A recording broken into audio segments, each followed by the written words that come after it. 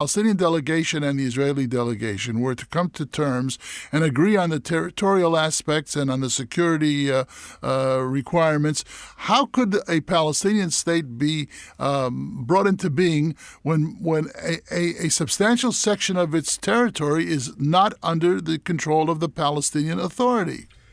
Well, the issue is Hamas standing that seemed to have been about a month ago, following the story of the flotilla, which was intercepted by Israel, their standing seemed to be very high at the time. And now it is over. And Hamas is not enjoying anymore that support, including moral support, that it did about a month ago, once the Israeli government and the Palestinian Authority are going to negotiate directly. So for them, the issue is to prevent isolation, dictate the agenda to every party, by which means, by launching rockets into Israel. They are a little bit in trouble. And one of the results of it is probably the launching of rockets, again, from Gaza into Israel, with the expectation that Israel will be retaliating. This morning, 7 o'clock, someone, maybe Hamas, launched 5 long-range, relatively long-range rockets into Israel and Jordan. So it means that if Hamas is behind it, they feel a little bit in trouble, that they will be isolated. But there still won't be a deal if they're acting to torpedo the talks even before the talks start. First of all, I believe that the 2 rockets that fell on Aqaba and wounded the number of Jordanians. Reached Aqaba mistakenly. They aimed at Eilat, but these Grad missiles are highly inaccurate. But beyond that, what I would like to say is that we have another problem, which we tend to forget, and Jamil in Bethlehem keeps reminding us of it, that not only the Gaza Strip is under the control of Hamas, whatever its reputation or how popular it is at the moment, but furthermore that Mahmoud Abbas in the West Bank represents no one, because the corruption there is endemic, and most Palestinians do not consider that Palestinian government, to be a legitimate government, but a bunch of thieves.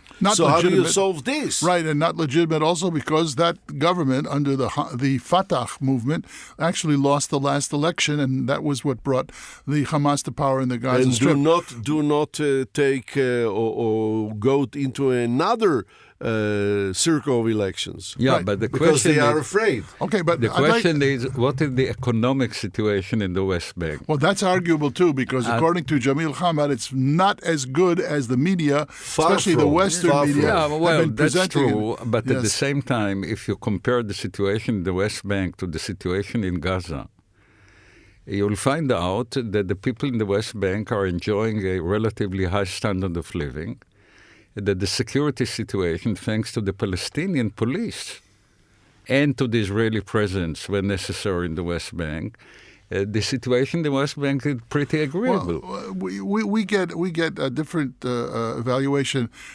constantly from Jamil Hamad, who's regularly on our program. But I'd like to shift gears here and get to a very strange story, which probably didn't get much attention in the international news media, but it reflects on the nature of Israeli politics and especially the nature of Israel's mass media. And I'm referring to the alleged scandal involving an influential leader of the Kadima party, which is the biggest opposition party now, to the left of the Likud, which is the main governmental party, and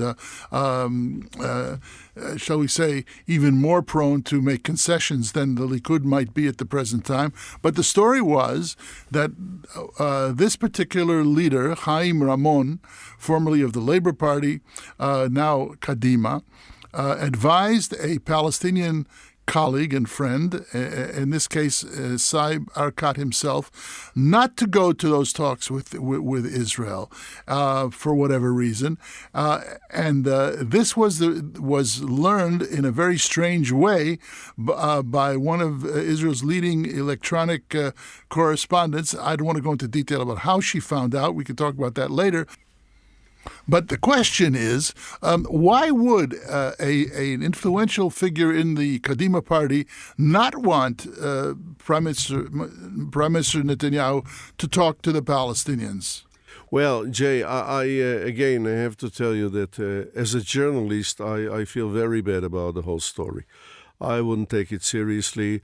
The whole thing smacks of a miniature blood libel. But he supposedly said that he advised that particular person at the behest of President Shimon Peres. No, that's not what he said. He said, well, he sat with Saeb Erekat openly in the American colony hotel. He referred to President Peres. And they had their lunch together, whatever.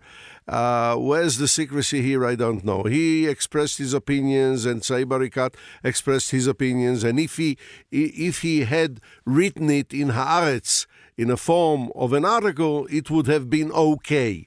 So the whole thing, I mean, as a journalist, I find it hard to take it seriously. Let's clarify, because we're coming up to our next break.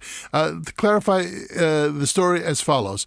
They were sitting together having lunch, you say, in the American Colony Hotel, and a third person, who was deliberately not identified, was sitting nearby, listened to what they were saying, and reported it word for word to Israel Television's chief political correspondent, Ayala Hasson, who then broadcast it on her radio show and gave the voice of the eavesdropper in distortion. Now, you tell me, as a serious journalist, would you accept it? Well, that's it. That's my problem. For me, as an American correspondent, this methodology is unacceptable. Shlomo Aronson, you were a correspondent in Germany for many years. Yeah, that's true. But I myself, if I could have overheard the German Chancellor, which I've done, by the way, and then he was ready to start to begin diplomatic relations with Israel. At the time, there were none.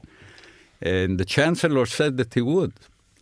His spokesman told me, "You are not going to broadcast it because we are going to deny it." I said, "You wouldn't tell me what to do," and they denied it. Well, we'll be right back to talk more about this. Professor Aronson, you were just giving us an analogy based on what occurred in Germany when you were the Israel radio correspondent there a number of years ago. Right. But the point is not that one. The point is Mr. Chaim Ramon. And